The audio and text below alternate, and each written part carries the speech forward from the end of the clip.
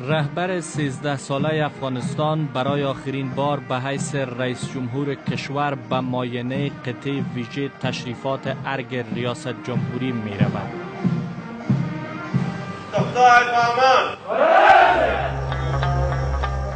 قرار است حامد کرزی تا لحظات دیگر فرجامین سخنرانیش را به حیث رئیس جمهور منتخب مردم افغانستان در مراسم تحلیف رئیس جمهور جدید ایراد کند.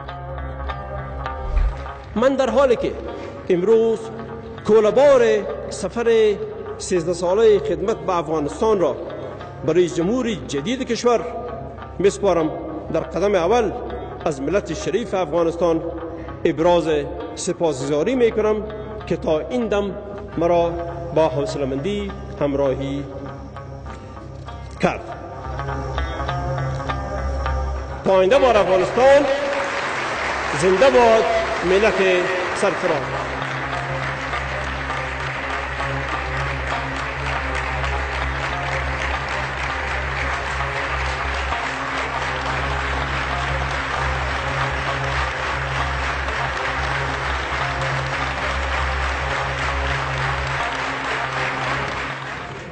و به این گونه کار رئیس جمهور کرزی تمام شد و رئیس جمهور کرزی به رئیس جمهور متقاعد مبدل شد.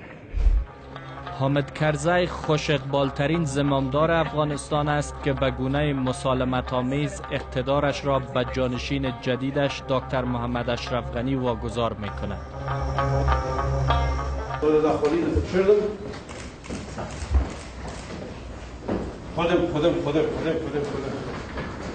نازم بارک است.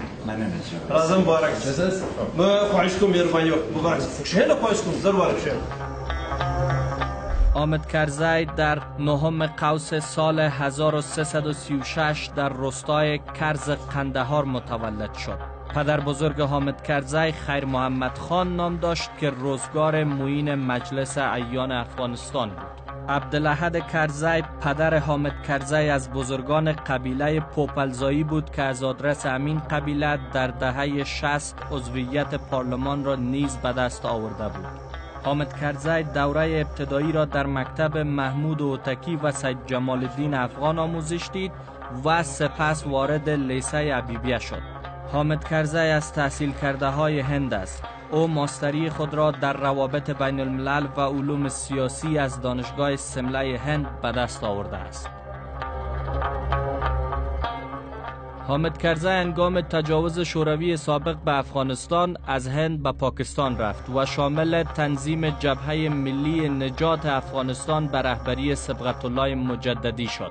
حامد کرزی پس از شکست حکومت دکتر نجیب الله آخرین رئیس جمهور نظام کمونیستی در کشور و با تشکیل حکومت مجاهدین در سال 1368 در پشاور ریاست روابط خارجی نخستین حکومت موقت مجاهدین را عهدهدار شد.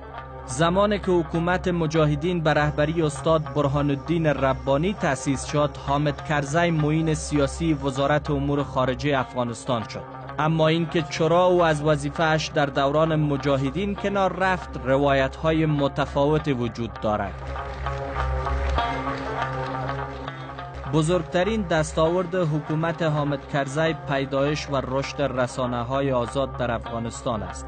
حامد کرزی در 13 سال حکومتش به بزرگترین دستاورد حکومتش به دیده شک می‌نگریست. رسانه‌های مستقل در کشور را دنباله‌رو سیاست‌های غرب دانسته و خبرنگاران جوان در کشور را سطحی نگر می‌پنداشت.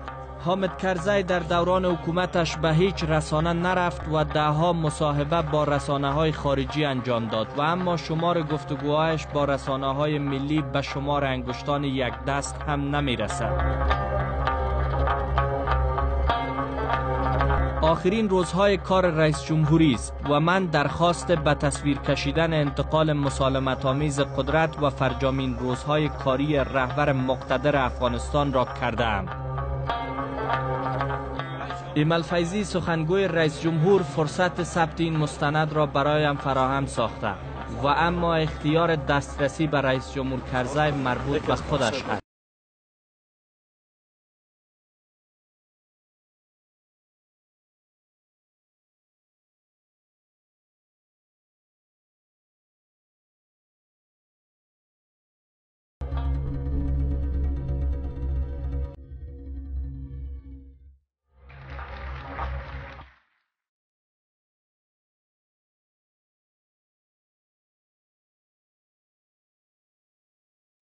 یک صبح آفتابی، خلاف معمول، در انحصار محافظان ویژه ریاست جمهوری و در انتظار رئیس جمهور کرزی. صبح وقت است و اونجا دری است که 13 سال گذشته رئیس جمهور کرزی از اینجا آمده و به دفتر کارش میره، جایی که بزرگترین تصمیمات در مورد افغانستان گرفته میشه. در باز شد و رئیس جمهور افغانستان در حال آمدن. سلام رئیس صاحب، سپاسگزار هستم. صبحتان بخیر. سلامت هستین. من عبدالله خنجانی هستم، خبرنگار تلویزیونی. خوش باشین. بسیار تشکر. سلام برمگی. سلام عبدالله. سلام بچه‌ها. سلام جوزفین. تیار تکلاستون خوب است؟ قدم برداشتن با رئیس جمهور افغانستان که معروف است به سرعت رفتن در راه و شتاب زدگی بسیار سخت است. رئیس صاحب سپاسگزار هستم از شما. رئیس صاحب چه احساسی دارین که پس از این رئیس جمهور افغانستان نیستین؟ خوشحالی. ناشی از چی میشه؟ خب ای که 13 سال سفر طی کردیم با تمام مشکلات و جنجال های بزرگی که سر راه ما بود، مملکت با قدم های گذشت به طرف آینده بهتر. اولادای ما به مکتب رفتن، شناخت جهانی پیدا کردیم، خانه ما، وطن ما صاحب حریم شد، بیرق ما به اهتزاز آمد. از یک دوره انتقال و آغاز نوسازی و بازسازی هم گذاشتیم به مرحله بعدی که در اونجا ساختارهای مملکت محکم‌تر شوند، نیازهای مملکت بهتر شود و کشور ما به طرف ترقی و آبادانی بهتر قدم بگذاره. این خودش کاران یک است. یک رئیس جمهور میره، دیگر رئیس جمهور میاد و یک رئیس جمهور استقبالش میکنه و خانه رو باش تسلیم میکنه و دفتر رو باش تسلیم میکنه. اول است کشور ما کار نیک است. دکتر صاحب اشرف غنی قبل از تألیف اینجا آمده در کنار شما. دکتر صاحب اشرف غنی به اونجا دعوت کردیم، تشریف آوردن. روزی که ایران شد عین خبرش برسیم که میشه تشریف بیاریم که اون آرام باشن و آرام بستن نشن. تشریف آوردن اینجا هستن و تمام از این ساحه رو به احتیاجشون گذاشتیم. دفتر هم کار برشان روز یکشنبه بخیر دفتر باشن، کار می باشن. ما امروز آماده هستیم که بخیر بریم به خانه زمان بازنشستگی، زمان تقاضی. در کجا هستی خانه رئیس؟ پشت سر چی است؟ همینجا پشت سر پلیس چین بین اسپارتشون و خانه سالاسکا. رئیس صاحب دلیل چی شد که خانه‌ای که بر شما در داخل ارگ جور کرده بودن شما نخواستین در اونجا؟ هرچند شما پیشتر در این مورد گفتین. اون خانه در داخل ارگ نیست، متصل به ارگ است. متصل به از راه شما میاد اونجاست. این خانه رو ما جور کردیم. اول که نقشه شد و ساحه رو دیدیم تقریبا 7 جریب زمین بود بسیار اینجا الا نقشه شد و نقشهش دیدیم یک نقشه مقبول و خانه وار معلوم میشد یک جای خوب. پسان که تیار شد اول ما متوجه سلام برمی سلام تپیتون هزار پسان که تیار شد جور شد دیدیم که از برای زندگی وطنی ما مردم افغانستان بسیار مفشد بود. بسیار کلان بود، بسیار زیبا بود، بسیار دافای کلان بود، جای خوبی شد دیگه ما مناسب نبود. رئیس با یک شوخی بعضی ها تبصره میکنن که بسیار سخت است رئیس جمهور متقاعد متصل به ارگ زندگی بکنه ببینه کسی دیگه در قدرت آمده با در نظر داشت و واقعیت های تاریخی در افغانستان که کمتر واقع شده کسی ارگ رها بکنه با شما چون این احساس نداشتین؟ نه قطعا بسیار خوش است، بسیار آرام است. این روزا خوب خواب میکنم، خوب استراحت میکنم. بگم ما حکومت وظیفه است، حکومت جایداد نیست، حکومت وظیفه است. باید ما وظیفه خود مدتی که برای ما سپرده شده از طرف مردم افغانستان انجام بدیم. یعنی ما در نوکری مردم افغانستان هستیم. اینجا ما میایم رئیس نوکر مردم افغانستان، اون نوکری رو باید با خوبی انجام بدیم. با زمان از اون نوکری که برای شد افغانستان خدمتکار نوکر دیگه استخدام میکنن، مقرر میکنن که ما بریم به طرف متقاعد شدن و رئیس جمهور نبه یک رسم بسیار آلاست و این باید محکم شود در افغانستان. نه از راه زور، نه از راه کودتا، نه از راه فشار، نه از راه هیچ راه دیگه و جز از راه ملت افغانستان راه دیگه برای این نظامت کشور نیست. رئیس صاحب خوشترین خاطره از این راه چی است برای شما؟ قدم زدن.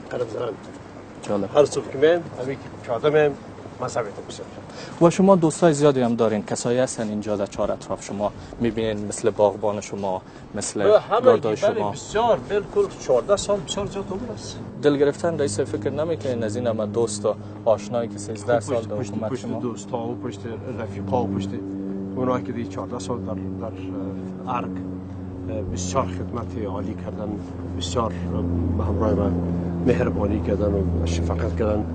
طبعا پشت از اونا بسیار دکمه و بدیدنشان میرم و میایم. خانه ما نزدیک است، اونا میان ما میایم روزای عید میبینیمشان، روزای دیگه میسر میشه که ببینیمشان. او اندوالی را رها نمیکنیم، تفاوت حکومت را رها میکنیم، رئیس جمهوری رها میکنیم، ولی رفاقت و دوستی و اندوالی خود با همراه کسایی که کتماد اینجا خدمت کردن و خیلی سال بودن هم در اینجا هم در بیرون از ارگ او را هیچ کاری نمیکنیم. تفاوت رئیس جمهور کرزی که 13 سال در سخت ترین شرایط افغانستان زمام امورش به دست داشت با رئیس جمهور متقاعد حامد کرزی چی بوده میتونه؟ تفاوت رئیس جمهور که 13 سال رئیس جمهور بود با از لحاظ شخصیتی هیچ تفاوتی نمیداشته باشه. اما آدمی که دیروز بودم و امروز هستم فردا می باشم. از لحاظ راحتی زندگی راحت‌تر می باشم، آرام‌تر می باشم، وقت زیادتر می داشته باشم و آزادی زیادتر می داشته باشم. از لحاظ انتقاد در برابر غرب، منتقد غرب فقط در جای هستیم که اونا به افغانستان چیزی را که وعده کردن نکردن. منتقد غرب به امریکا در جای هستیم که به مرامی که به افغانستان آمدن که آوردن امنیت و صلح به افغانستان بود برآورده نشد و کارهای دیگه کردن اینجا که باعث عزت مردم ها شد. او رو منتقد هستیم. طبعا اصلاحش میخوایم، زمانی که اصلاح کنن جور کنن موقتینا دوستی میخوایم. ملت های بسیار بزرگ هستن، ملت های خواری کش هستن، عزتشان رو میکنیم، احترامشان میکنیم. از دید یک شهروند افغانستان و به حیث رئیس جمهور افغانستان وظیفه ما بوده که از حقوق مردم خود دفاع کنم، از منافع افغانستان دفاع کنم. اونا باید خفه نشن. رئیس جمهور امریکا عین کار میکنه. من امروز در صحبتی که در ویدیو با هم داشتیم با رئیس جمهور امریکا گفتم که شما با وطن خود خدمت میکنین، من با وطن خود خدمت میکنم. کدام مسئله شخصی نیست بین ما. شما خدمتگار وطن خود هستید و همیشه و همه روزه و در هر جا از منافع امریکا دفاع میکنید، بر عالم دفاع میکنید همیشه. و ما از منافع مملکت خود دفاع میکنم. شما برای امنیت امریکا و افغانستان اومدین، میگین که ما میریم افغانستان تا از افغانستان تروریست گم کنیم و امنیت امریکا را محفوظ کنیم و نگاه کنیم. و ما را حق نمیدید که تا داخل خود در امنیت و منافع خود نگاه کنیم. نه که ابراشون دوستی میکنیم، رابط می‌داشته باشیم، ولی جایی که رابط دولت هاست و منافع ملت هاست اونجا اونا حق دارن که منفعت خود پیش ببرن، نه در زیر پا کردن منفعت مردم افغانستان. و شاید وقت زیادتان نگیرم رئیس، اونجا مسجد است. چقدر مسئولیت ها شما را فرصت داد تا به اون مسجد برین از دفتر کارتان؟ بسیار رفتیم. بعضی روزا میهمانای خارجی میباشه که مجلس میباشه، دفعتاً وقت نماز میشه ما وضو نمیداشته باشم، تیار نمی باشم، باز میگیم که نماز خود بخونن. اگر تیار باشم آماده باشم و آذان شد باز میرم نماز میخونم. این تو قیدی نبوده که حتما مسجد برم. رفتیم و نرفتیم. کسی که بسیار دوست داشتنی است برتان در ایچ اطراف کی است رئیس؟ کلشون. اما وفادارترین مامورتون کی است رئیس؟ کلشون کس مشخصی وجود نداره؟ مامور وفادارتان در 13 سال گذشته؟ اما وفادارترین کسی که در بسیار همه‌اش. شما با او باور روز میگیم براتون بسیار خدمت کردم. شما با او باور موافق نیستین که یک حلقه که بیشتر غرب ستیز بودن و از آدرس حزب اسلامی گذشته شما را مهار ساخته بود؟ همگی با وطن دوستی و برای افغانستان کار کنند. رهبر مصلحت اندیش افغانستان شاید سلام نداند که در آخرین روزهای کارش در ارگ از مامور وفادارش یاد کند و اما چهره های معدودی این روزها با حامد کرزی دسترسی دارند. باوری وجود دارد که حامد کرزی در چند سال گذشته از جانب چند چهره محدود محصور شده است. رفت و آمد به دفتر رئیس جمهور این روزا محدود است. یکی از چهره‌های نزدیک به رئیس جمهور کرزی عبدالکریم خرم است. کریم خرم که به نام مستعار کیکی در میان غربی ها معروف است، در غرب ستیزی شهرت دارد. خواستم از شباهت‌هایش با رئیس جمهور کرزی بپرسم.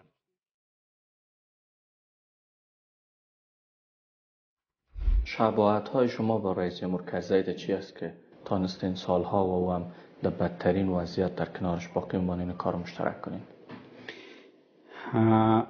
ما فکر میکنم که ما و رئیس مربوط یک نسل هستیم، یک دوره از مردم افغانستان. اون نسل است که هم در جهاد اشتراک داشته، هم نابسامانی ها و جنگ ها و اینا را دیده و هم چانس از این را داشته که دوران گذشته آرامی را ببینه و هم چانسی را داشته که تحصیل بکنه، خصوصا او هم در خارج. دیگه این یک شخصیت به قسم شکل میته که کمی او را جامع خوانده میتونیم و البته اینمی وجوه مشترک است و دیگه فکر ملی، نه فکر فرقه‌ای و تنظیمی و دیگه، بلکه فکر ملی. یکی از اتهاماتی که به شما و شمار دیگر هم در قطار شما قرار میتن، شما را میگن یک پروژه پاکستانی بودین که رئیس جمهور محصور کرده بودین در چند سال گذشته و وظیفه شما ذهنیت سازی بر ضد غرب. شما اتهام میپذیرین؟ پروژه پاکستانی ما تعجب زیادی به این تعجب میکنم که زیادتر اتهام از طرف کسان سر ما وارد میشه که اونا بسیاریش از طرفدارای بسیار سرسخت دیورند هستند، خط دیورند که به رسمیت شناخته شد، حالا که من مخالفش هستم. من فکر میکنم اونا زیادتر نسبت به ما، اونا اصلا نزدیک به اسلام آباد هستند. یک مثلا و مسئله دوم نیست که این پاکستانی بودن و ایرانی بودن یا نزدیک بودن و این کشورها دو تا پیست که امریکا به مردم داده به کسانی که بر از اینا تبلیغات میکنن. هر پروژه امریکایی که باشه، مثل قرارداد استراتژیک و قرارداد امنیتی و چیزهای حیاتی برای امریکا، اگر کس مخالفت از او را میکنه، او باید من حیث افغان نه، به اساس فکر ملی نه، بلکه باید به خاطر وابستگی به خارجی دیگه باشه. این تمام کشورهای بزرگ استعماری کار در کشورهای ضعیف میکنه که در اوج فکر ملی باید سرکوب شود. اگر کس خلاف از اینا چیز میگه، باید نوکر یک جای دیگه باشه، اگر نه نوکر خود از اینا باید باشه. پس که مثلث خرم، داودزی و فاروق وردک ذهنیت سازی بر ضد غرب در برابر رئیس جمهور میکنه را شما میپذیرید؟ این البته در مورد غرب یک چیز بگم، ما خودم غرب ستیز نیست، زندگی در غرب کردیم، درس در غرب خواندیم و از جمله کسانی بودیم که در کنفرانس اول بن از دنیا میخواستیم که شما بیاین در افغانستان و تنها نگذارین افغانستان، حتی اساکرشان گفتیم که بیاین. اما زمانی که منافع مملکت، عزت مملکت و استقلال مملکت زیر سوال بره، باز در او وقت غرب باشه و هر کس دیگه باشه در مقابلش ایستاد میشه. یعنی صرف به خاطر مخالفت با غرب مخالف غرب نیستم، مخالف او چیزی هستم که اونا میکنن. این کار اگر دیروز شوروی میکرد ما علیش مبارزه کردیم و هم در جهاد بودیم، هم در زندان بودیم، هم مهاجرت را گذشتاندیم و امروز اگر هر کسی دیگه بکنه با همون ترتیب در مقابلش ایستاد میشه. عمر داودزی چهره نزدیک دیگر به رئیس جمهور کرزی است. او عهدهدار پست ریاست دفتر سفارت افغانستان در ایران و پاکستان و حالا وزیر امور داخله است. دریافت پولهای نقد از ایران توسط عمر داودزی به نمایندگی از رئیس جمهور و امضای سهم به ازبک ها در انتخابات 2009 به نمایندگی از حامد کرزی بیان می کند که او چقدر به حامد کرزی نزدیک بوده است. از او در مورد حامد کرزی پرسیدم. برای رئیس جمهور خود تنگ میشم. رئیس تیم ما هم بود، رهبر ما بود و رئیس جمهور ما بود. همونطور که شما گفتیم 7 سال جمع رئیس دفترش بود 2 بار و یک سال چند ماه هم وزیر داخلیش بودم و 2 بار هم سفیرش بودم در 2 کشور همسایه. یعنی طبیعی است که باید قدر وقت یک جای با هم کار کردیم. دلتنگ هستم که میرم، اما برای کشور خود خوش هستم که برای اولین بار در تاریخ ما از یک رئیس جمهور منتخب و یک رئیس جمهور منتخب دیگه قدرت سپرده میشه، انتقال قدرت صورت میگیره و یک سنت خوب در کشور گذاشته میشه. لوی قندهار که زادگاه طالبان به شمار می رود، از حوزه های نفوذی جدی حامد کرزی نیز می باشد. جنرال رازق یکی از چهره های نزدیک به رئیس جمهور کرزی است. آخرین موردی که جنرال رازق رسانه‌ای شد استادگیش در برابر طالب بود. برخلاف رئیس جمهور گفت هر جای طالب گیر کردین بکشین. جنرال رازق به یک چیز دیگه هم شهرت داره. او بیشتر از 50 بار مورد سوء قصد و حمله انتحاری قرار گرفته اما جان سالم برده. جناب صاحب، یک سوال کوتاه از شما در آخرین روزهای رئیس جمهور ملاقات میکنیم. خوشترین خاطره و بدترین خاطرتان از رئیس جمهور چیست؟ خو بده خاطره ندارم، خامخا مشر دی او زه به آینده کوم د پلار په سترګو ورته ګورم، اوس هم ورته ګورم، نو خامخا به یو وخت پرې ښه باندې جنجال راباندې کړی او دا مشر پر کشر هر وخت کوي موږ به اشتباه کړی، د به نصیحت راته کړی، خو بده خاطره نه لرم، ښه خاطرې ډېر لرم. نو خدای دې ښه ژوند ورکړي. زه به انشاءالله لکه د ده زوی میرویس ژوندی یم تر هغه ساعته چې د هر ځای زه خدمت کوم.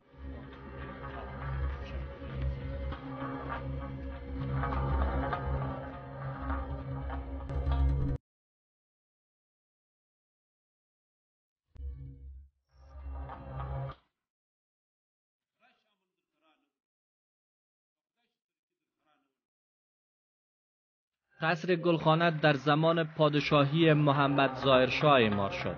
روایت میکنند که شاه جوان میناتوری بلد بوده و در جریان اعمار این ساختمان در کنار معماران می ایستاده است.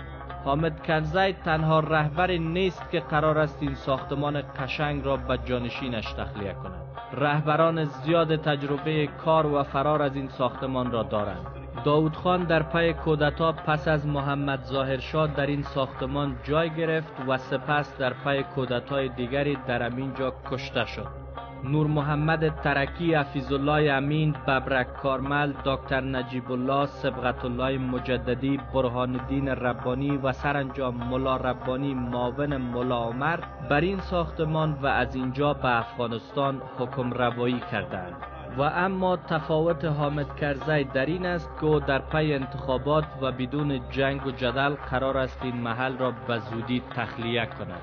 روزهای اخیر رئیس جمهور کرزی در دفتر کارش چگونه می‌گذرد؟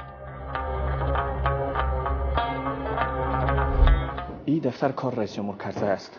13 سال رئیس جمهور کرزی از همینجا فرمان داد و تصمیم گرفت. در مابین امضا بود که اجرات روزمره و این بعد از جوبستانی ها کار اول صبح کی می باشه. پیش مکتب میکنیم، مکتب این روزا ناوقت میریم تفسیر 9 بجه میریم. 1 سال میشه که ناوقت مانده شد. سابق چای صبح بود، اینجا بود سر چای صبح کار آغاز میکنیم 8 بجه. مازال 1 سال میشه که 8 ماه 9 بجه. آقای مدبر یکی از کسایی است که اوراق را که به شما میارن شما هیچ نمیخوانین، درست؟ کاغذای مدبر صاحب که من اینجا بر صدراعظم صاحب میگم، کاغذای صدراعظم صاحب ما کاغذایی که از چی باشه، از ستر محکمه، از ستر محکمه و بجای ستر محکمه باشه، مثلا اینجا یکی از نمونش نشان شده او را هیچ وقت مسئله نمیکنم. یعنی میاد 14 نفر قاضی معرفی شد، 14 نفر قاضی معرفی شد. من نمیفهم که ناماشون چی است، کی هستن، چون امضای شورای عالی ستر محکمه رو میبینم باز کاغذ امضا میکنم. کاغذ دیگه هم که نادیده امضا میکنم از دکتر صاحب مشاهد، اونا که ببینید که امضای مشاهد است یا معاونش است، بدون ملاحظه و بدون دیدن امضاش میکنم. ولی دیگه کاغذها رو کلش میبینم. قوه قضایی افغانستان متهم به فساد گسترده است. فکر نمی‌کنین عدم کنترل شما باعث ترویج فساد شده باشه؟ فساد خو تمام ادارات افغانستان به اون متهم هستند. تمام حکومت ما به اون متهم است. چیزش راست، چیزش دروغ. اما در اداراتی که اونا مسئولیت برای اصلاح اداره کشور دارن و تحدابشان تازه گذاشته شده، باید ما اونا را امتیاز بدیم که اونا تعیینات خود بکنن تا همین رسم خدمات ملکی در کشور ما جابجا شد و محکم شد، پسانتر و مملکت با صاحب اداره ملکی شود که در او سیاست مداخله نداشته باشد، اغراض دیگه مداخله نداشته باشن، بر اساس ضوابط و اصول خدمات ملکی باشن. قوه قضاییه قوه مستقل افغانستان است. زمانی که ستر محکمه افغانستان یا شورای قضایی افغانستان به کاغذ امضا کنه، ما به هیچ وقت او را باز مورد مداخله قرار نمیتونم برش امضا نکنم. او به خیر سو بهتر است.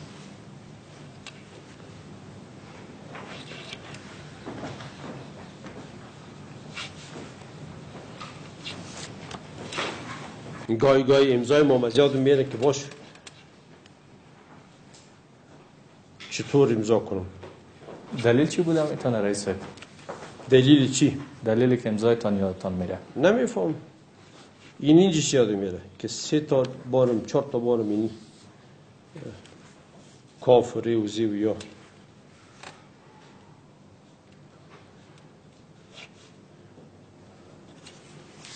روزای اول خوب داره.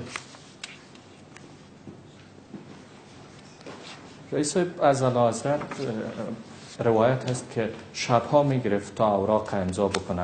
حد اوسط که شما روزانه اوراق حکومت افغانستان امضا میکنین در چه حد است؟ 15-20 دقیقه است. روزمره 20 دقیقه چقدر وقت میبره؟ 20 دقیقه 5 دقیقه 10 دقیقه 15 دقیقه. روزهای پنجشنبه کم میباشه. شنبه کم میباشه. شنبه کم از دیگر روزا نیست. دوشنبه ایش نمیباشه. دوشنبه چون مجلس کابینه 30 سر نمیاره. شنبه کم میباشه چون اسناد هفته گذشته امضا کردن باشن. باز یک شنبه و سه شنبه و چهار شنبه زیاد میباشه. پنجشنبه ها یادم نیست که زیاد میباشه. کم ولی امروز بسیار زیاد.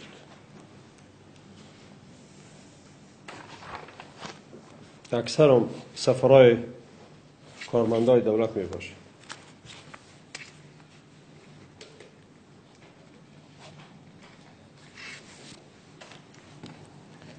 بر اندازه که سیستم متمرکز شود باج کار و همو فشار کار بالای شما زیاد میشه. مثلا نیازمند است یک کس ولسوال مقرر شود در یکی از ولسوالی های نورستان. شما فکر میکنین که ضرور باشه شما امضا بکنین یا رئیس جمهور آینده؟ او به بست ها تعلق داره. تنظیم شده که تا کدام بسته ما امضا میکنن، تا کدام بسته وزیرا امضا میکنن، تا کدام بسته پاسپورت. چطور است؟ از بس سه و پایین وزیرا امضا میکنن. اکثرا بسته اول و فوق ما فوق خارجی رو برای جناب شما امضا میکنید. بعضی اوقات ما صاحبای رئیس جمهوری بسته اول دور امضا میکنن.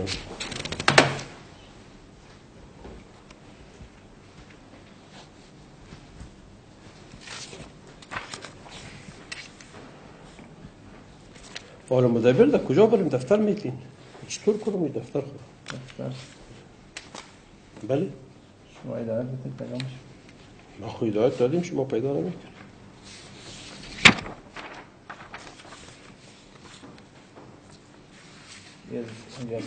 بسیار خوب است. امروز خلاص کردم. اجنب از رسب کار است. آسیبی از قدرت است. بسیار خوب است. بسیار آراست. بسیار عاجل محمد لال هم داری یا لال محمد لال از بچیش بسیار خوب. بچیش اینجاست. بسیار عالی. اینا رو باز دیگه گزارش مطبوعات می باشه و سخنگوی سه میگه که تو راست و گپای میزنیم. باز مدبر صاحب قاضی که میخواد معلومات کنه و پرسان کنه و چیز درو باشه که قابل تایید ما باشه یا قسم دیگهش اونا رو صحبت میکنه. باز خودم سب کار خود میکنه. باز پسان باز مشاور امنیتی ملی و اینا میان. باز اما تو روز تیر میشه تو دیگه. رئیس حلقه‌ای که همیشه با شما صحبت میکنه این 4 بزرگوار است، درست؟ حلقه اول صبح این میاست مطلق با شمول بهرامی صاحب رئیس محافظت که مجلس های می باشه و جای رفتنی می باشم. باز اونام خب و چف میانم اونجا میشینه. باز میگه که ترتیب اعتراض از ایران میبریم، از ایران نمیبریم، در موتر میبریم، در هلیکوپتر میبریم. خوش آمدید. افغانستان مجهزترین نیروهای امنیتی را در رژیم‌های کمونیستی به حمایت شوروی سابق تجربه کرده است. قطع شدن حمایت شوروی سابق از حکومت دکتر نجیب الله و حمایت غرب به وسیله پاکستان از مجاهدین کارآزموده ترین ارتش را از پا درآورد. حکومت مجاهدین و طالبان در برابر یکدیگر از میراث جنگی شوروی ها استفاده کردند. حامد کرزی مؤسس نیروهای امنیتی 400,000 نفری می باشد.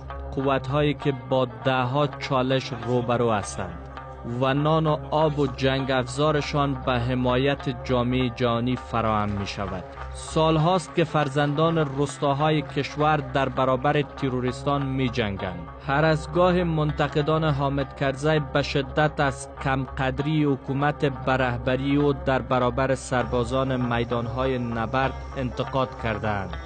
و اینجا حامد کرزی برای آخرین بار به دیدار ارشدترین افسران نیروهای امنیتی کشور می رود. نیروهایی که سربازانش شجاعانه در برابر دشمن جان فدا می کنند.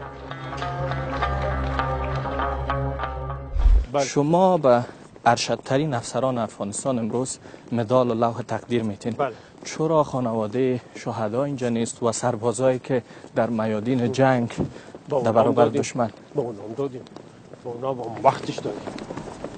وال فکر نمیکنین در آخرین لحظات شده کار شما؟ او کارا شده متواتر شده با افسرایی که شهدا دادن، با افسرایی که خانوادهشان شهید شدن. یکی از بحث‌های با بمبای رسد محافظت این بود که بعضی جوانایی که خانوادهشان شهید شده و خودشان تنها ماندن اونا را فرستادیم پس که بمبای خانوادی خود باشن، معاشات چون ادامه داره. اونا ترتیب گرفتیم که هر کسی شهید میشه مادام عمر معاشش میباشه. وقت شده رئیس تجربه قماندانی و فرماندهی تمام نیروهای امنیتی افغانستان به زحامت و رهبری شما.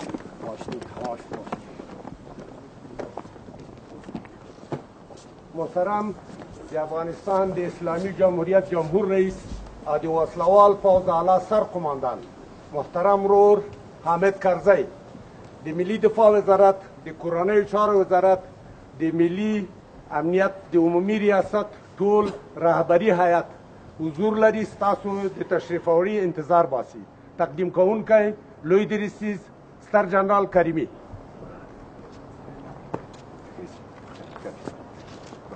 شمار از این افسران کهنکار و قدیمی بازماندگان ارتش دکتر نجیب الله هستند که توسط شوروی سابق آموزش دیده بودند.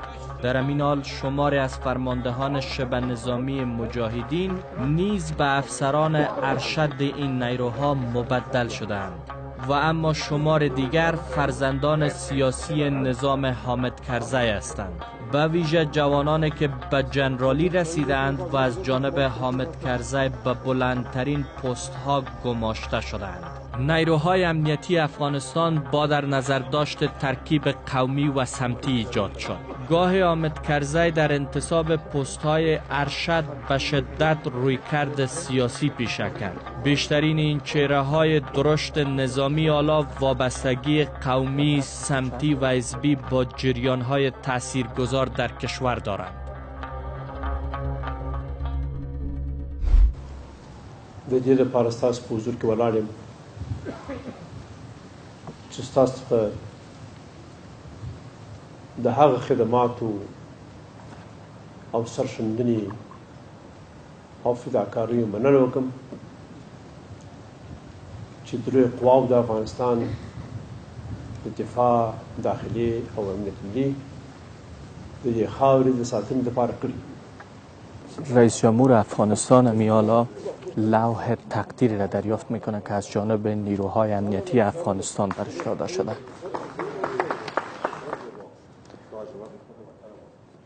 در چند روز گذشته در هر مجلسی که رئیس جمهور افغانستان به خاطر خداحافظی با کارمندان ارشد دولتی افغانستان داشته، طوایف متفاوت را دریافت کرده. شاید هم این اقبال رئیس جمهور است که فرصت به دیگر رهبران گذشته افغانستان مساعد نبوده.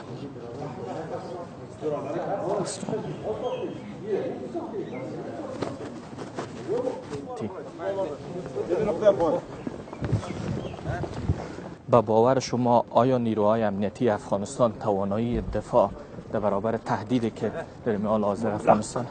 از روز اول به میرسنده و وزیر دفاع گفتن که ما کاملا میتونیم دفاع خود کنیم. اگر پول خارجی ها نباشه این اردو باقی میمانه؟ ما نباید به حالتی باشیم که پول خارجی اردوی ما بچره. ما باید کوشش عظیمی خود به داشته باشیم که اردوی ما از پول و وسایل خود ما باشیم.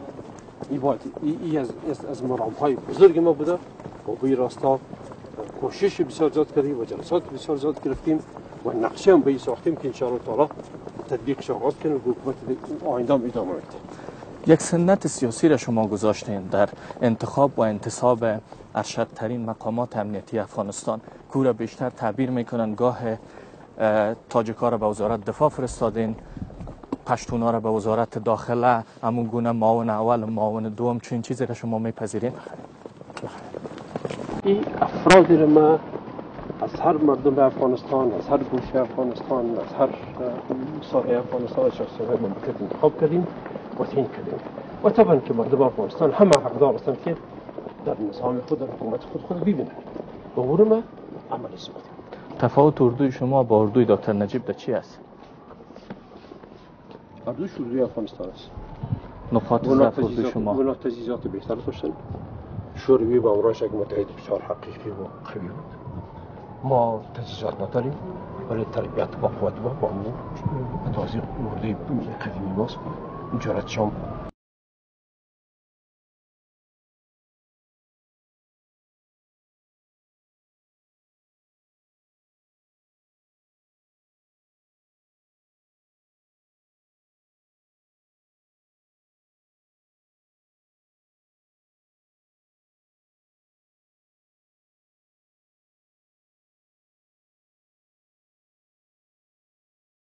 بخیه زدن متضادها از ویژگی دیگر رئیس جمهور کرزی است. صبغت الله مجددی نخستین رئیس جمهور حکومت اسلامی در افغانستان حالا با مدال غازی امان الله خان از جانب حامد کرزی تقدیر می شود. روزگار مجددی های پیشین و پدران صبغت الله مجددی از چهره هایی بودند که در برابر امان الله خان قیام کردند. شاید بیخبر از تحولات امروز که نوادهشان با نشان دشمن روزگار تقدیر خواهد شد. پروفسور مجددی که به حامد جان خطاب کردن رئیس جمهور شهرت دارد، آخرین موردی که از رئیس جمهور رنجید جرگه مشورتی امضای موافقتنامه امنیتی بود. او به رئیس جمهور هشدار داده بود که اگر موافقتنامه امنیتی را امضا نکند از وطن هجرت خواهد کرد. اینو امضا کنید. بعد از اون مخالفت کردن ما میدانیم. اول اینا ثابت اگر امضا نکنید ما خفه میشیم میریم. امضا کنید که مسئله فیصله شود. جدی نمیشه. حالا این روحانی که به استخاره های سیاسی نیز شهرت یافته است، ظاهرا از رئیس جمهور کرزی خرسند است. ما لیاقت این نداریم که به ما مدال یا چیز داده شود. اول ما در بار خدا مدال میخواهیم. باز جناب رئیس جمهور که این لطفا کردن یک قدردانی هست، خداوند قبول کنی قدردانی مردم افغانستان. و شاید هم رئیس جمهور کرزی در روزهای آخر کارش در پی دفع آزردگی شماری از چهره‌های تاثیرگذار در کشور باشد. رئیس رهبرای جهادی چرا برتان از اهمیت خاص برخوردار است؟ وقتی تاریخ افغانستان به نفر خدمت کردند و باز تمام جهان بزرگای خود احترام میکنه عزت میکنه. شما امریکا رو ببینید بزرگای خود چقدر احترام میکنه، شما انگلیس ببینید چقدر احترام میکنه. از صدها سال پیش به این طرف تا حال را احترام میکنه. دیگه ملت هایی که تاریخ خود و بزرگای خود احترام میکنه و نوجوانای خود تربیت میکنه پیش میره اون سرفراز میباشه. اما امروز شما تنها پروفسور مجددی را گزیدین است میان رفقای زیادی که در رهبرای جهادی دارین، به ویژه استاد عبدالرب رسول سیاف. استاد سیاف از بزرگواران افغانستان هستند. دیشب هم باشون صحبت داشتم. میخواست که با اونا عزت از جانب ملت افغانستان شد گفت که باز از من آسان شد و باش که خدمت زیادتر کنم با این خاک بکنم بارزو است. هیچ رابطه با انتخابات قضاهای اخیری که در برابر حضرت صورت گرفته؟ این پیش از پیش فیصله شده این سفید بزرگوار مملکت است. سپاسگزار عزیز. این قضایی که اینجا ما این کارا رو میکنیم هیچ ارتباطی با سیاست و انتخابات میگم نداره. مردم کشور و بزرگ بودن و سفید بودن و احترام است. تشکر.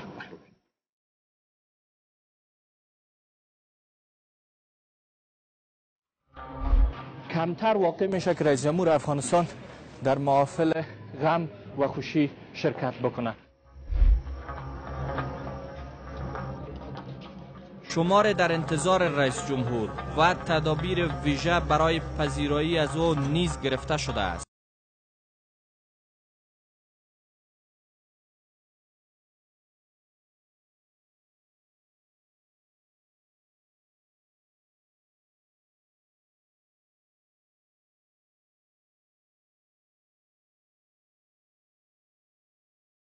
چقدر رئیس جمهور فرصت مراودت‌های فرهنگی در زمان حکومتش را داشته است؟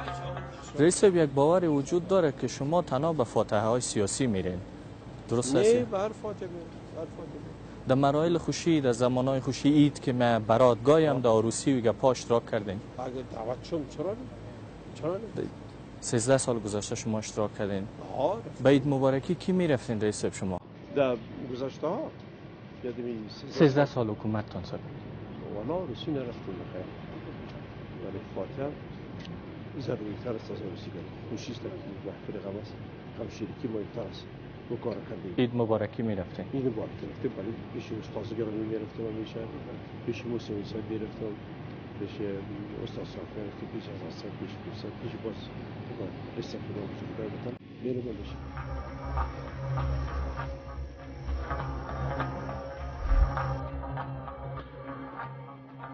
زندگی شخصی رئیس جمهور کمتر به تصویر کشیده شده است. او علاقه ندارد که دوربین ها وارد حریم خصوصیش شود.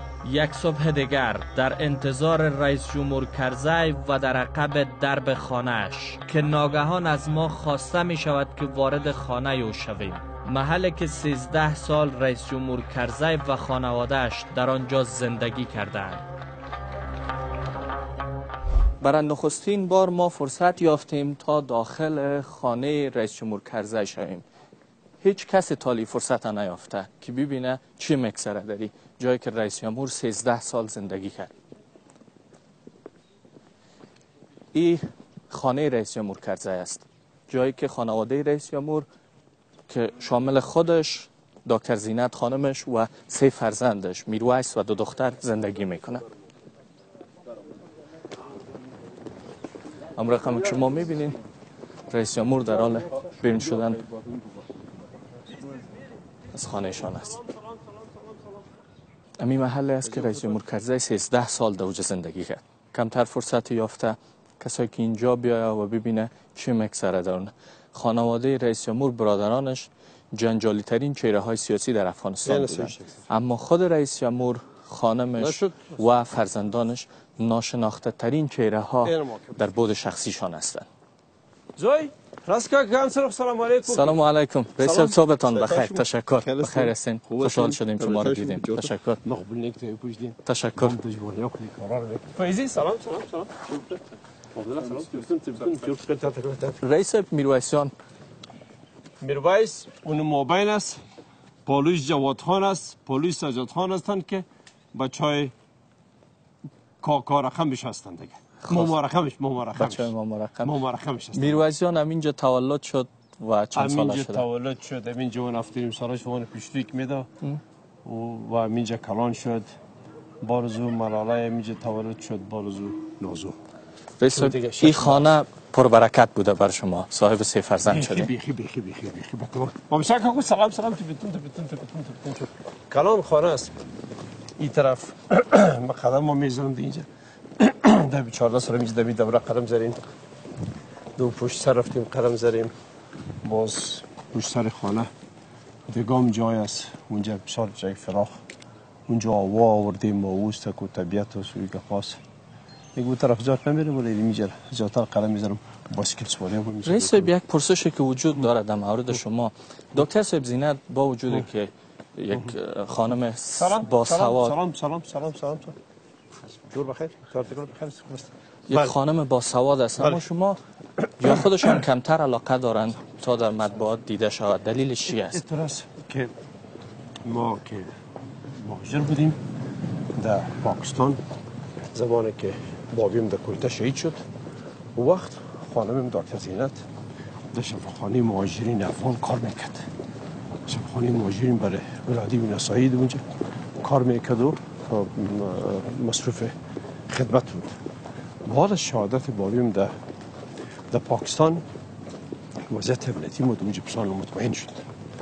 بازم 1 سال دیگر هم که اونجا بودیم، دیگه در تابستان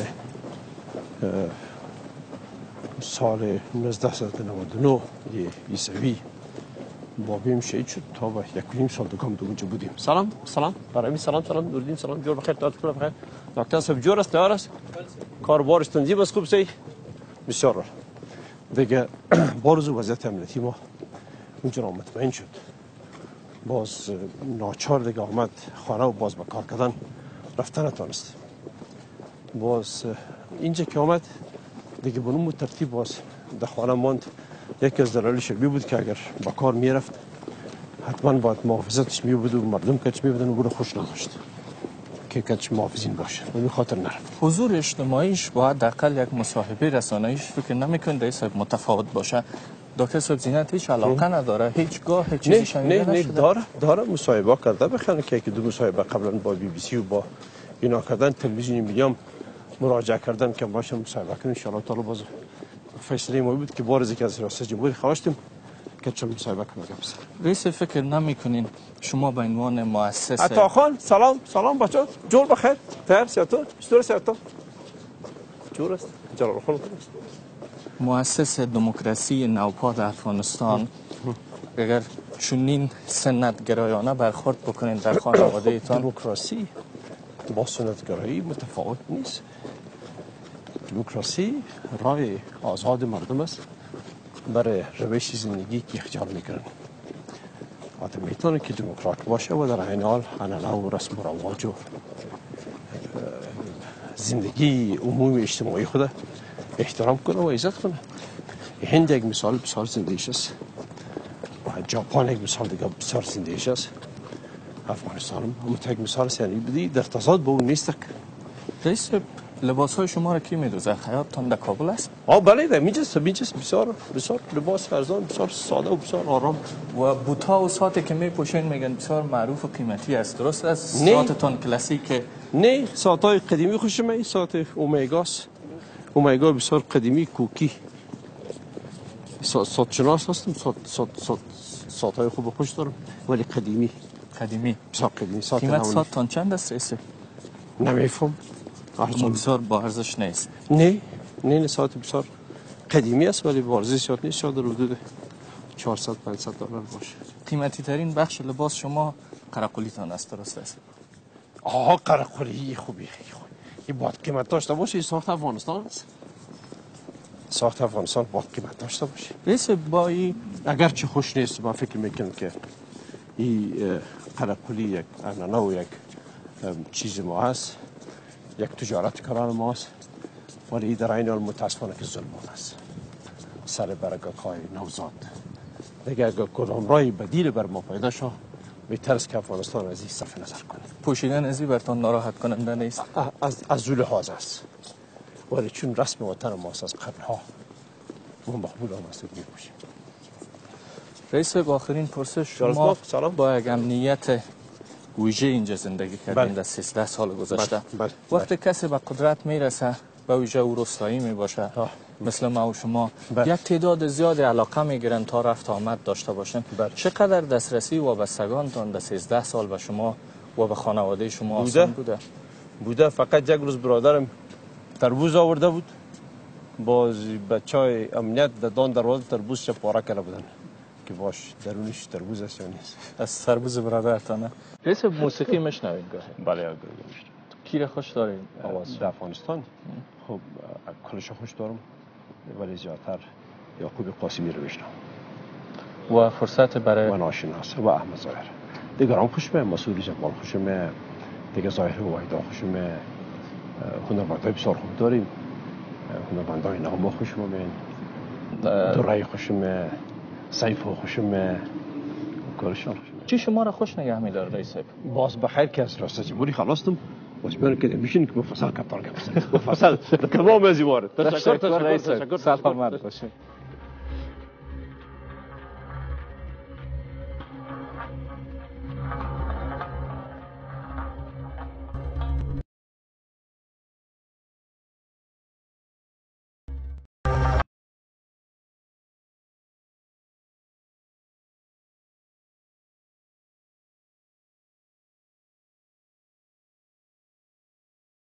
سیاست خارجی حکومت حامد کرزی از استثناءات تاریخ دیپلماسی جهان می باشد. حامیان اصلی سیاسی و مالی حکومت حامد کرزی غرب و به ویژه ایالات متحده آمریکاست و اما برخلاف حامد کرزی آخرین روزهای کاریش را صرف دیدارهای خداحافظی با رقبای آمریکا می کند. مثلا دیدار با سفیر چین.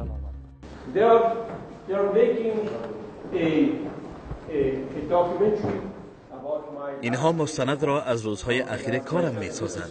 این مرد جوان از تلویزیون یک است. فکر کنم هم از تلویزیون یک باشند. خوب هم از تلویزیون یک هستند. چین دوست افغانستان است. بیا که دوستی کنیم. بیا.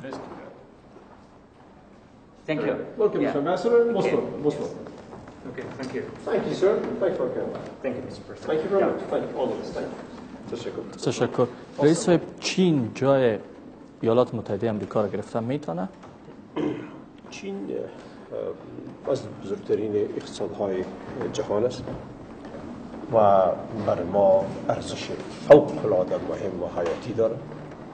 همسایه ماست، همسایه در دیوار ماست و بدون شک از قوت روزافزون چین و از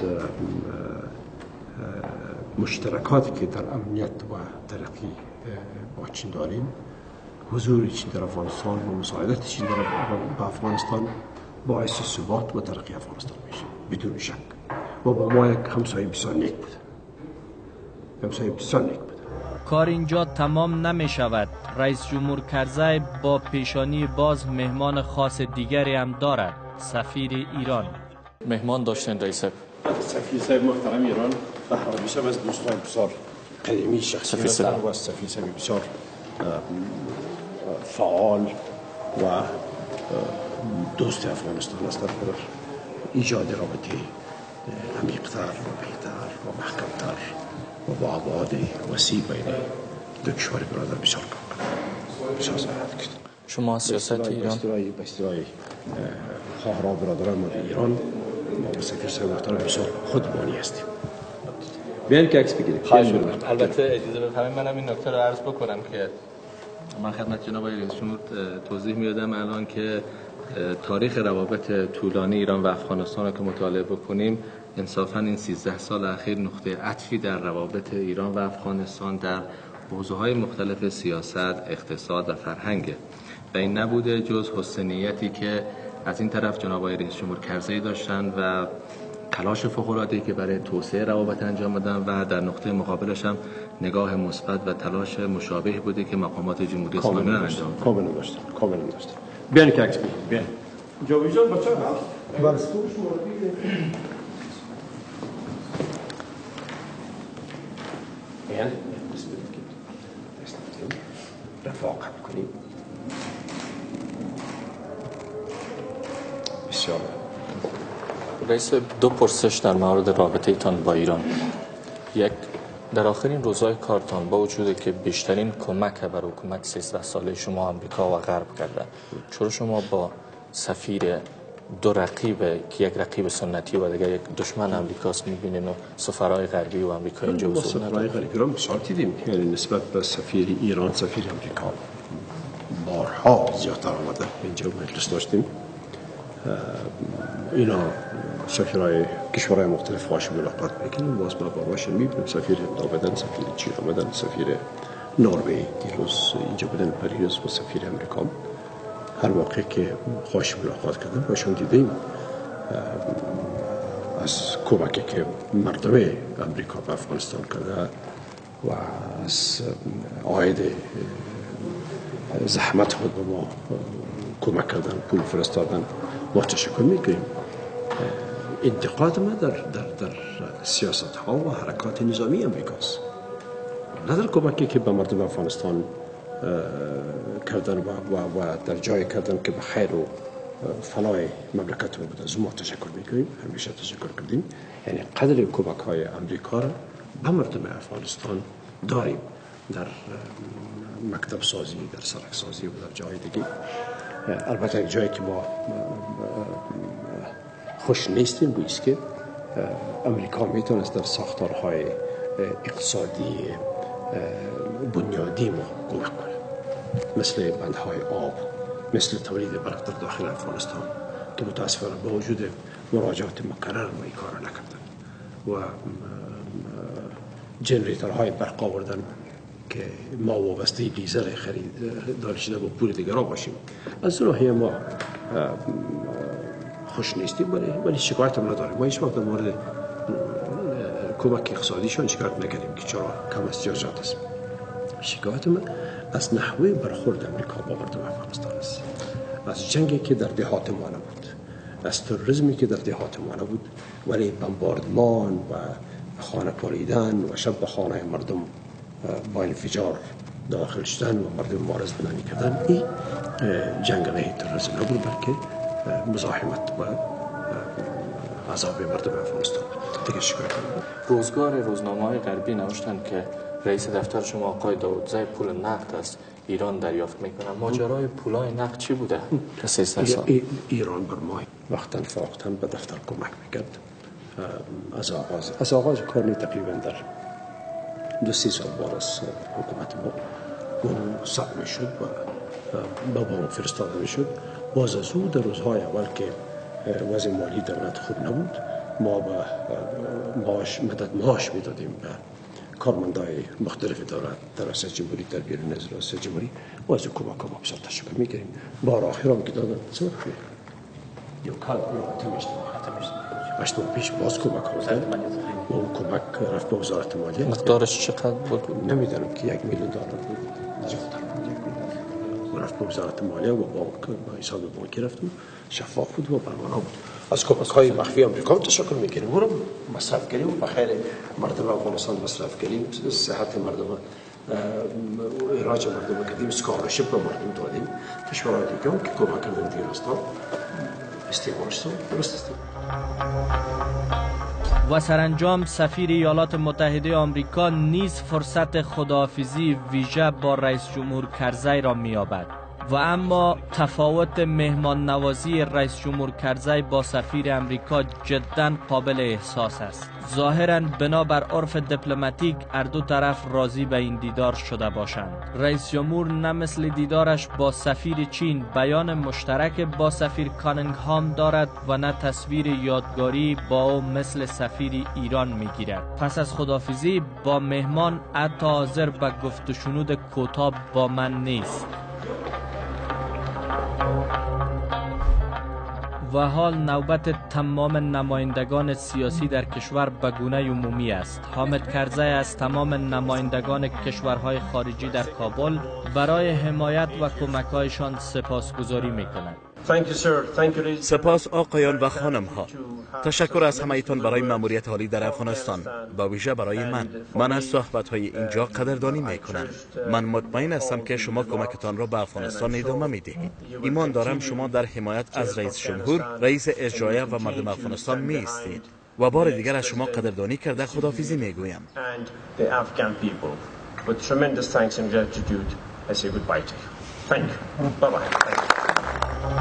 همزمان با این سفرایی که فرصت صحبت در این محفل را دارند از رهبر 13 ساله افغانستان ستایش کرده و از او برای سفر به کشورهایشان دعوت می‌کنند. دو پیشنهاد جالب هم اینجا برای رئیس جمهور بازنشسته وجود دارد. سفیر چین از رئیس جمهور در اوقات فراغتش می‌خواهد برای بازی پینگ پونگ به سفارت چین بیاید. من شما را برای بازی پینگ پونگ با همکارانم به سفارت چین دعوت میکنم. با کمال میل، تشکر. همزمان با این سفیر کانادا برای سلامت رئیس جمهور بازنشسته بازی یاکی در سفارتش را پیشنهاد میکند. در ادامه دعوت سفر چین از شما برای سلامت بیشترتان میخوام برای هاکی بازی به سفارت کانادا تشریف بیارید. تشکر. میراث رئیس جمهور کرزی برای حکومت وحدت ملی چی خواهد بود؟ آیا حکومت وحدت ملی با سیاستی که رئیس جمهور کرزی در 13 سال گذشته بنیاد نهاد قدم میگذاره یا متفاوت تر از حکومت فعلی خواهد بود؟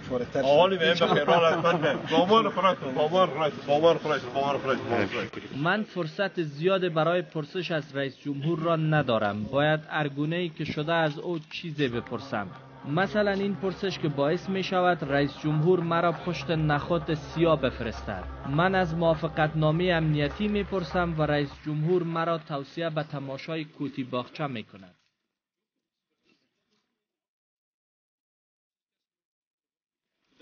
روایت بین گندمک و مالی امنیتی قرار دادن تا آینده امضا بکنه و روایت شما وجود دارد. خب گفتیم که دیگه قضایای مملکت همیشه صحبت کنیم بعد از ریاست جمهوری هستیم باز بشینیم صحبت کنیم. حال دیگه حالا که پای عمومی رو بزنین، از زیبایی طبیعت صحبت کنین، از آب و هوا صحبت کنین، از هر صحبت کنین، از این محفل خوبی که بابای دیپلمات‌ها باشیم صحبت کنین. این اینجور وقتا میشام بکنیم اینجور ببینیم افغانستان رو می‌کنه خیلی قدیمی مقبول است. سر ببخشید.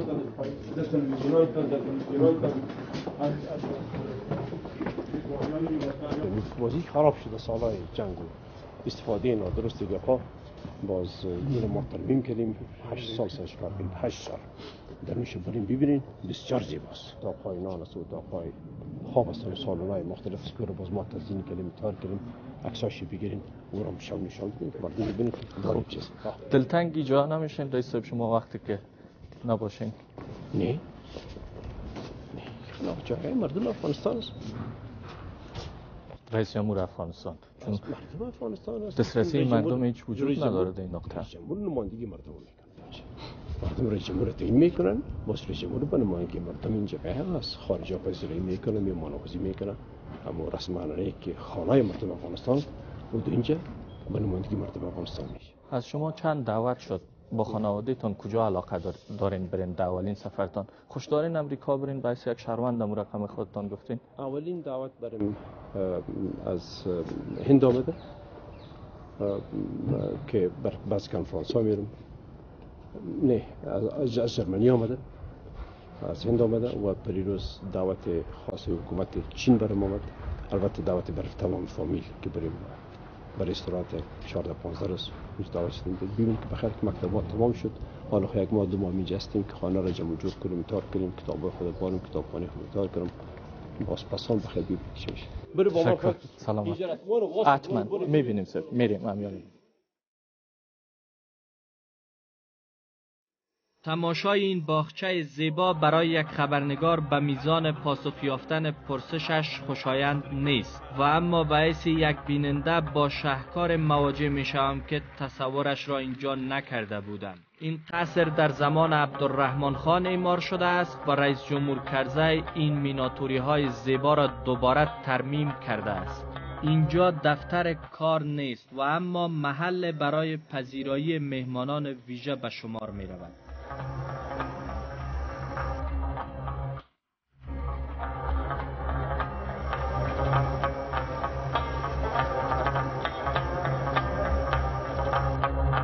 بیشترین اوقاتی که من می توانم با رئیس جمهور کرزی روبرو شوم زمانی است که رهبر سنتی افغانستان به ادای نماز به مسجد می رود. این موتر نبیل است از امنیت ملی است. عجب موتر است. آیا قدیمی موتر است 2000. رئیس با موتر روسی میخواین شما از اینجا بیرون شوین؟ موتر روسی که ما را به خانه را ببرن بد نیست که موتر امریکایی باشه، روسی باشه، ژاپنی باشه. برای ما خوشتر است پیاده برم نزدیک است. خب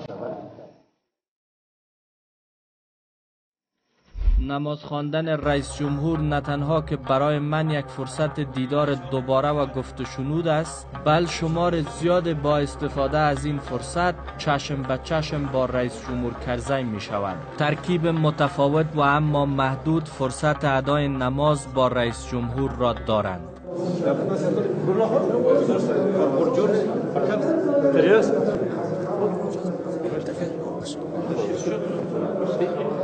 سلام تو باید یای میدی زورآور دلغام زورآور باید نتاق است تاق است که کسی که قماندان باشه و نتاق باشه دیگه اون میشه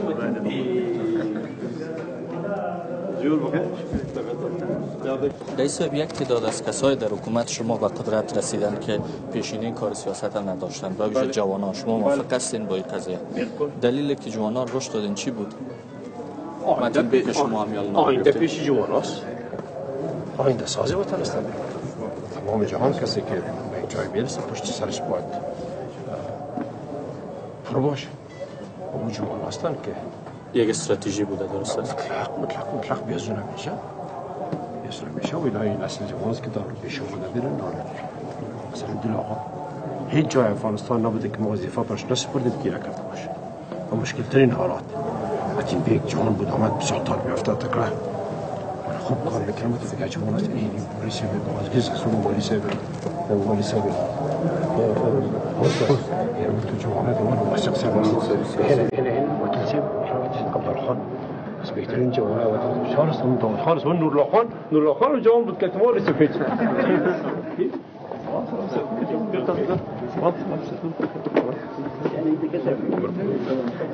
پس از ادای نماز فرصت صرف طعام چاشت نیز برای نمازگزاران با رئیس جمهور فراهم است. جوانان بزرگان کجا هستند؟ راضی نورالله خان باز بزرگان رو بیار که اونجا بی جای نشود جای. ظاهرا حامد کرزی از سست بودن اداره هایش هم چندان بیخبر نبوده.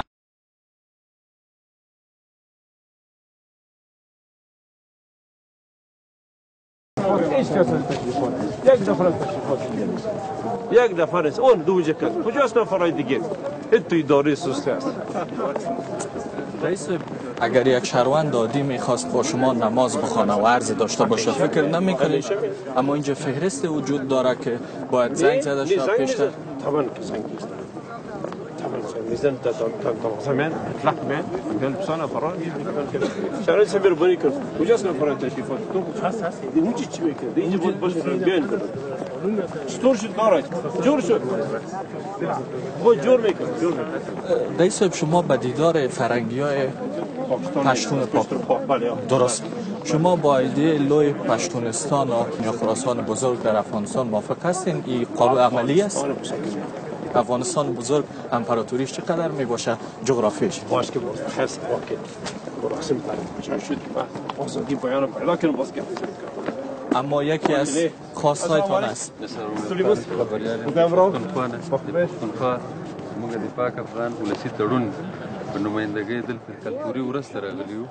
زه د ملګري تاسو سره معرفي شاعر ادیب دی.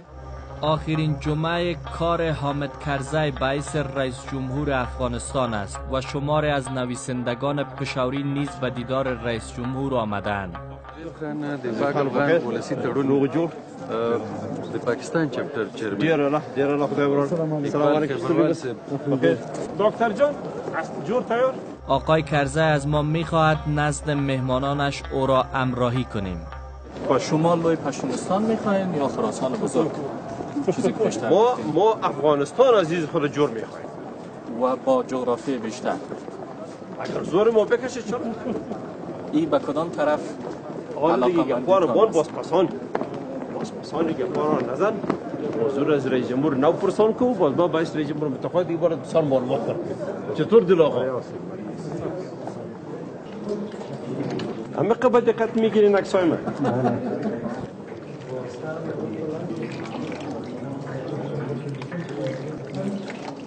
این خوش بره بیان شما کجا هستین؟ کتمانان بخورین؟ به امروز باید دارن که چون نان عمومی است کدام گپ خاص حکومتی اونجا گفتن نمیشه. پس خوش آمدید. دیروز خو اینا راپور میدادن چی میکنن. یه شما سوال کنید بیان مهربانی که بیشی نمیدید. شما خود برادرای تلویزیون یک بیشی نکرد. شين مهرباني تمرا اجي تمامات بخير لا وقت ترى ورسيدني يا رب ولا تشد لنا الخوات مانزل خداي جرا المانزل ترى ورسيدني شو ما نرسي ورزا يجيبوكي كدير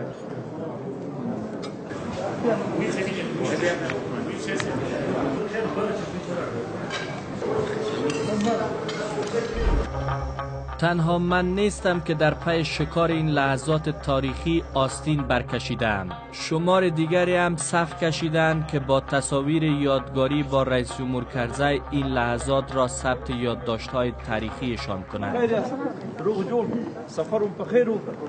در 13 سال پسین حامد کرزی علاقه ویژه به پشتونهای آن طرف مرز داشته است. یک گزارش پژوهشی تلویزیونی یک از مصارف حکومت به رهبری او و حتی بورسیه ها به جوانان آن طرف مرز پرده برداشت. این سرمایه گذاری ها ناشی از چین می شد؟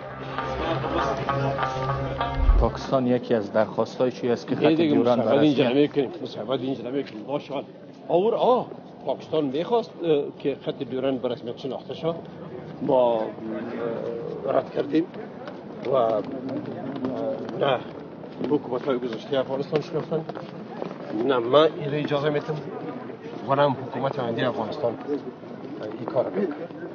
شما مطمئن هستین که حکومت آینده نمیتونه؟ اما امنیت بدون امضای خط دیوران با درخواست که پاکستان داره میتونه؟ ما برای استقلال و برای تمامیت ترجیح قربانی میکنیم. ما به قربانی راضی هستیم. دشمنی با پاکستان براتون پس از این سخت نخواهد بود؟ دشمنی با کس نمیکنیم، ما حق خود میکنیم. حق ماست. ما از حق خود دیر نمیشیم. بریم بخیر.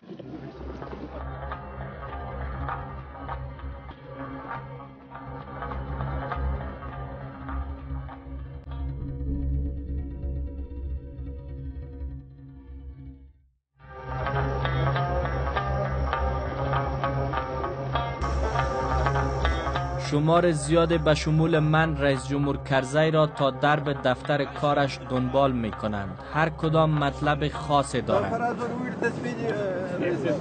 مثلا این آقا تسبیح به رئیس جمهور تحفه آورده است و شمار دیگر در پی تصاویر یادگاری با رئیس جمهور کرزی. جورا صاحب راغوان، جورا صاحب سرمون بکسنه دخیسی پیر محمد خان. الان جورا صاحب بگو بیا. در مورد عکس ها در افغانستان وقتی که از پست حکومتی چهره ها میرن آرام آرام دیگه نمیتونن سیاست و او ارزشی را که پیش مردم می داشته باشه باقی نمیمونه. چیزی که در 10 سال گذشته وزیر که روز وزیر می باشه این عکس ها بر شما این احساس نمیده که گویا شما هم میرین آرام آرام از قضايا اصلی افغانستان به دور میشین؟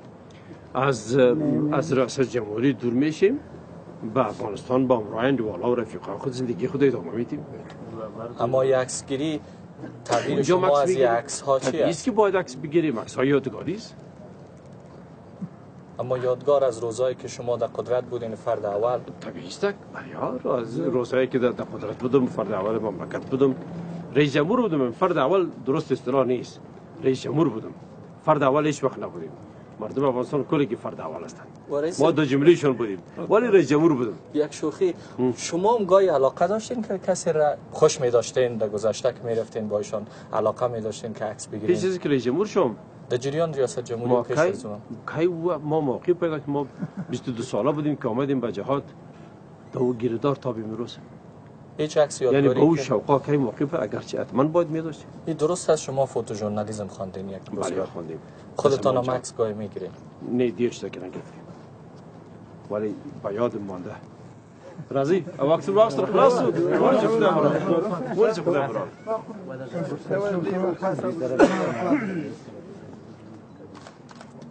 وای شجاع جور دیار اصل حکومتی نیست، شما نمیشناسین. اصل حکومتی می آدم است کل مقرره و برطرفا را میکنه.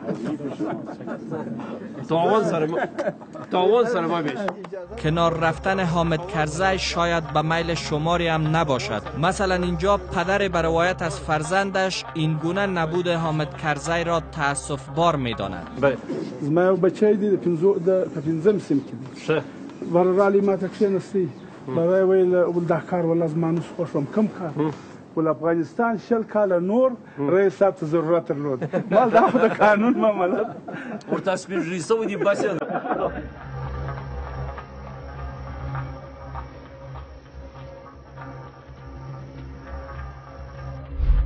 این که رئیس جمهور کرزی چقدر پول و دارایی دارد پرسش است که با آسانی نمیتوانم پاسخش را دریابم. شنیدم که لحظات قبل فرم حکومتی ثبت و تصفیه دارایی‌های مقامات ارشد را خانه‌پوری کرده است. فرمی که نماد از پاکی و مفسد نبودن در حکومت بر رهبری او پنداشته می شود. تجربه در کشور ثابت ساخته است که زنده ماندن و سیاست کردن مستقیما رابطه دارد با توانایی مالی افراد. رئیس جمهوری که بازنشسته می شود چقدر آمادگی پولی برای ادامه سیاست کردن در کشور فقیرش را دارد؟ رئیس امروز شما فرم تصفیه دارایی‌های تا 13 سال گذشته داشتین، خانه‌پوری کردین، امضا کردین، درست است؟ شما چقدر معاش داشتین در چند سال گذشته و سرمایه امروزیتان چقدر است؟ حالا معاش من نمی‌فهمم که چقدر بوده معاشی که آمده. رئیس باز به بعضی برادرایی که معیوبیت داشتن و ضرورتش رو داده معاش امتیازی که برای رئیس جمهوری بود دوره نگرفتیم هیچ وقت. ما 50,000 دلار دور نگرفتیم و چیزی هم بوده که رئیس بهتر اطلاع داره که باش برتن دو مورد اونا اطلاع میتن چیزیش به اکثر سفید است فاریاب هوا سپردنش با هوا دیگه دارایی ندارم هیچ پول ندارین؟ دارایی قد پول 10,000 دلار 15,000 دلار در بانک دارم داره از پیش از هفته 15 سال بود دو فرم است باز برتن شما فرمه چیز داره حالا نیست که گروه با شما میبینید. برادرای شما یکی از سرمایه‌دارترین آدمای افغانستان شدن، هم محمود خان سانشون کنید که کار و نفس بعد نماز بخونم. بعد نماز بخونم.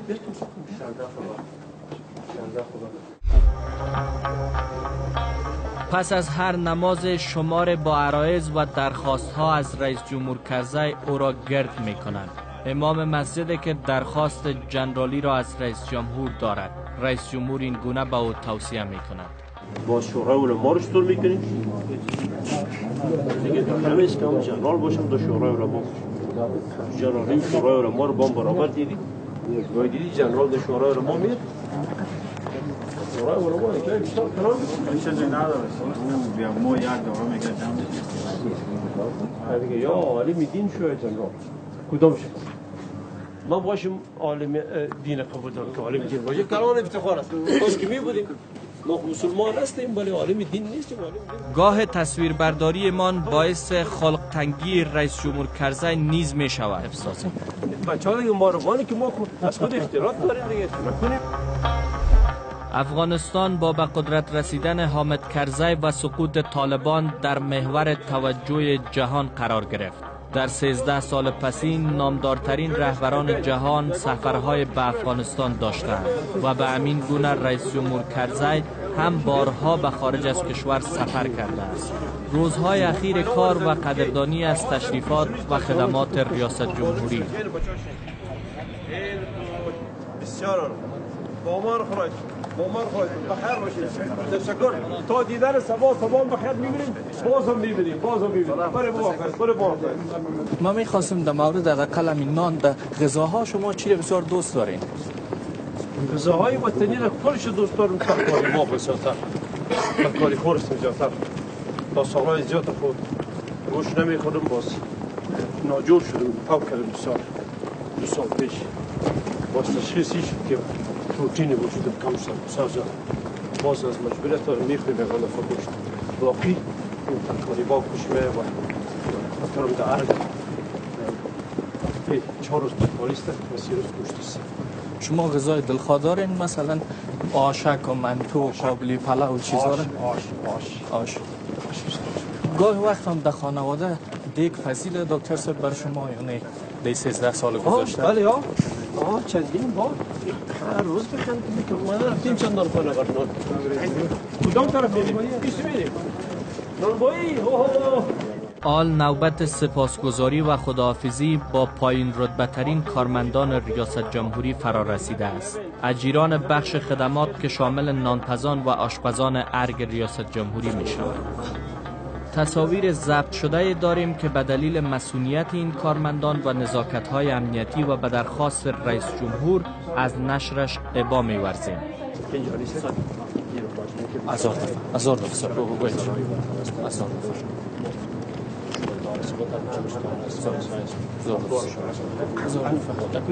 نه او را بیخی برتان نمیشه. هیچ عکس نه بیرون نمیاد. 1000 دفعه سر. او بیرون باشه. سی واقعا باشون.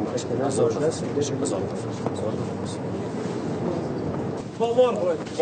رئیس صاحب گریه کردن اینجا تعداد که شما میرین خودتان هم چند بار گریه کردین در 13 سال گذشته دلیلش چی بوده؟ 13 سال اینجا بودم کتم بلد بودن شناخت پیدا کردیم خدا بزن باشه باز میبینیم سبا بخیر میبینیم پیش رفتار بخیر سبا بخیر میبینیم جمعه مزید را جور باشی کل ما دیگه این سراخ فهمی باشه بس شانی با خودی از زنا رخصت گرفتم اینا 13 سال بسیار بسیار می بودیم بسیار بردیم تا با 8 ماه 9 ماه پیش تا با 8 ماه 9 ماه پیش تبدیل باز سال هفته 3 دفعه 4 ساعت نیم ساعت 2 ساعت ما سر جای افغانستان اینا نام میکردن اینا او یا یک روز قضا نشد یک روز یک ثانیه اون وقت نشد بسیار میموندن. رئیس شما هم گریه کردین درست است به یاد من میآید که در یکی گفتین که امریکایی‌ها را نمیتونن موافق بسازین که بمباردمان هوایی نکنن و پاکستان هم تروریست نفرستن چند بار گریه کردین در 13 سال با دلایلش چی بوده؟ دلایلش هم با درد ملت افغانستان ناتوانی ملی ما بوده که زور نداشتیم اونا امریکا سر ما زور پاکستان کردن چل مردم با درد نیست هدف که آمده بودن بود هدف که ما مثلا کار نمی‌کردیم خاطر دل ما و شما و کشور 13 سال حکمرانی کردین که پشت قتال هم به دلایل متفاوتی که شما هم یاد کردین بارها پایان نیافت و هزارها نفر گاهی هم در جنگ کوشش کنیم که زود انشاءالله تعالی ختم شد زود ختم شد ما برای حکومت آینده دست میتیم همکاری میکنیم که زود ختم شد برای که میهمان خارجی میبینیم.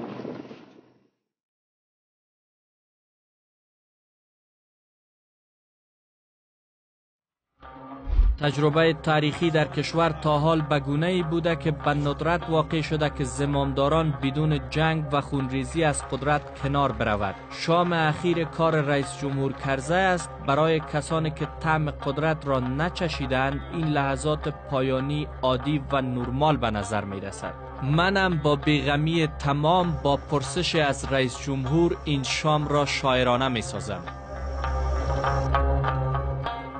شام اخیر کار رئیس جمهور کرزی به حیث رئیس جمهور منتخب مردم افغانستان و یک مهتاب نو برای دکتر اشرف غنی و دکتر عبدالله به عنوان دو رهبر حکومت وحدت ملی افغانستان. بله ما آخرین شام کارتان به حیث رئیس جمهور است و مهتاب نو میشه. تعبیر شما چی است؟ به خیر افغانستان انشاءالله به خوبی و خیریت و آبادانی وطن بود. علاقه دارین دوباره روزگار پس بر بگردین و رئیس جمهور افغانستان باشین؟ نه کفایت میکنم. هیچگاهه؟ کفایت میکنم به دور خود فرا کنم و این حال باید که جوانای نوی روی کار شوند رئیس جمهورای نوی به افغانستان بیاین استعدادهای نوی به کشور بیاین از پشت سر ما کاروان بزرگ جوانای کشور بیاین و این مملکت آباد بسازن و آبادتر.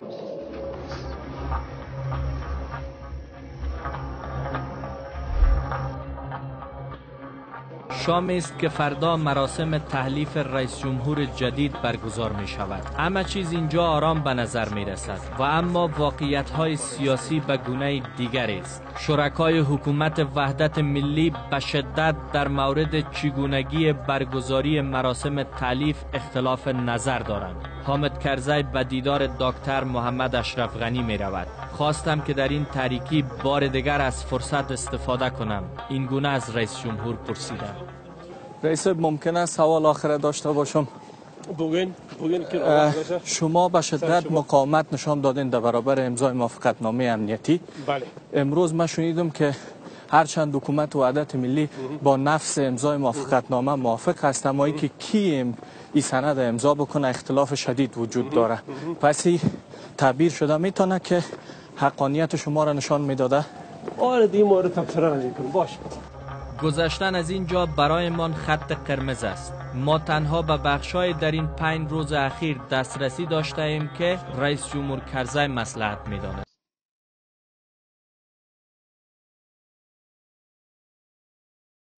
دو ساعت بیش برای برگزاری مراسم تالیف باقی نمانده است. هنوز هم حامد کرزی کار میکند. شماری از شخصیت‌های جهانی که برای حضور در مراسم تالیف رئیس جمهور جدید به کابل آمدند، با استفاده از فرصت سر به دفتر کار رئیس جمهور که قرار است تا 2 ساعت دیگر بازنشسته شود نیز میزنند. مثلا شاهزاده آقاخان، رهبر اسماعیلیه‌های جهان. یک پرسش که روی کرد حکومتتان در 13 سال گذشته با اقلیت‌های قومی و مذهبی چگونه بوده به باور خودتان؟ افغانستان یک ملت است. اینجا اقلیت و اکثریت نباید باشه و نیست. هر فرد این ملت صاحب است مصاحب فرد دیگر. هر خانه افغانستان از دو خانه فقط یک قوم باشه و یک خانه باشه مصاحب با تمام باقی افغانستان است. بس اکثریت باید اقلیت باید ذهن وصل نباشه. تشکر سر. و سرانجام لحظات اخیر ریاست جمهوری حامد کرزی با دیدار معاون رئیس جمهوری ایران در حال پایان می‌یابد که 13 سال پیش با تفنگداران آمریکایی وارد این ساختمان شده بود. حامد کرزی تنها رهبر است که با این شأن شوکت از ارگ بیرون می شود.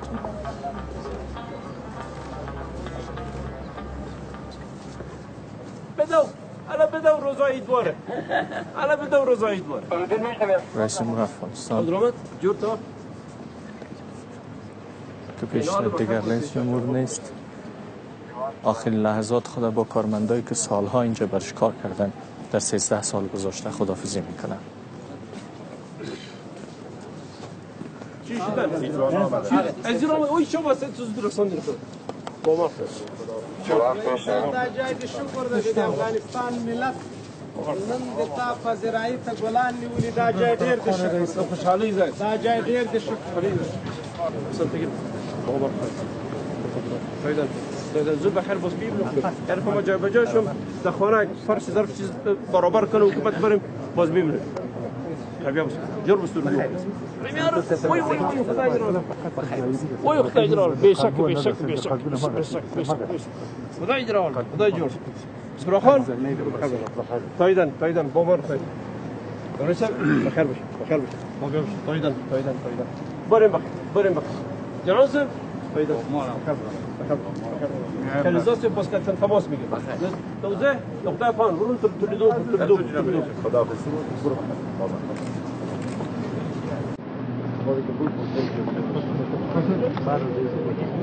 Marcus? Baba. Haydi. Kavyamız. Düzde çizu.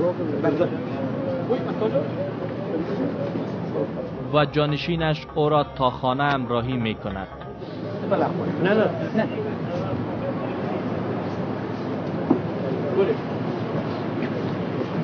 رئیس جمهور افغانستان امی لحظه در حال برآمدن و ما هم بیرون شدن از ارگ هستیم با رئیس جمهور 13 ساله که دیگر رئیس جمهور متقاعد است.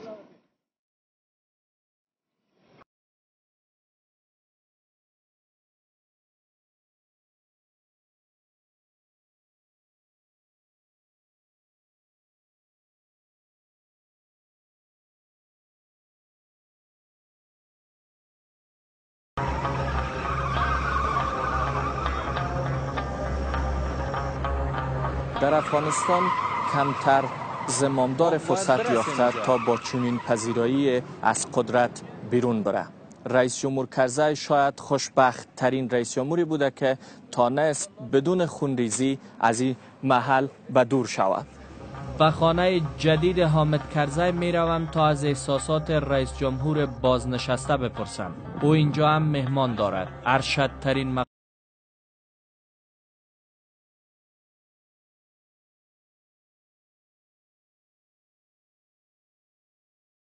بردگان. سلام دکتر صاحب. سلام. این طرف بیاین. تشکر. بیان بیرون. رئیس صاحب شما چی احساس دارین؟ پس 13 سال دیگه رئیس جمهور متقاعد هستین. بسیار خوش هستم. بسیار خوش هستم. این 20 ثانیه که شما می آمدید میرویس بچه‌م گفت بابا جان خوب شد که اینال ما در موتر عادی بریم از موتر ضد گلوله به تنگ آمده.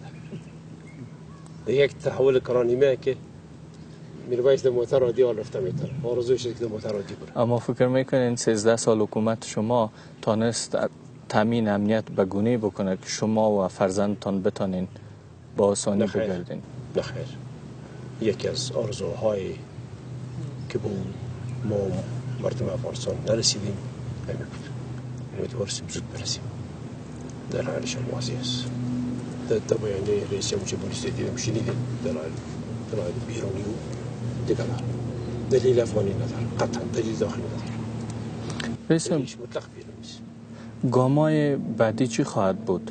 شما اگر من اشتباه نکنم دیدگاه متفاوت است. سن شما 56 ساله است، درست است؟ و آغازین سن سیاست کردن در افغانستان همی سن است. آینده سیاسی شما چی خواهد بود؟ شما آرزو دارین به قدرت بر بگردین؟ نه خیر. نه خیر. کفایت میکنم. ما 13 سال رئیس جمهور افغانستان بودم.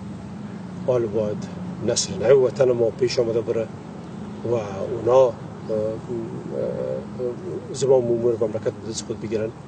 جوانای تعلیم یافته ما پیش آمده ما باید یک جوی آب زلال روشن روان باشیم، نه آب استاده. دوباره آمدن ما ای به معنای استادگی و رکود است. نخیر، ابدا بخیر افغانستان است. میراث که شما باقی گذاشتین بر حکومت وحدت ملی به باور خودتان چی است رئیس؟ میراث های بسیار زیاد گذاشتیم.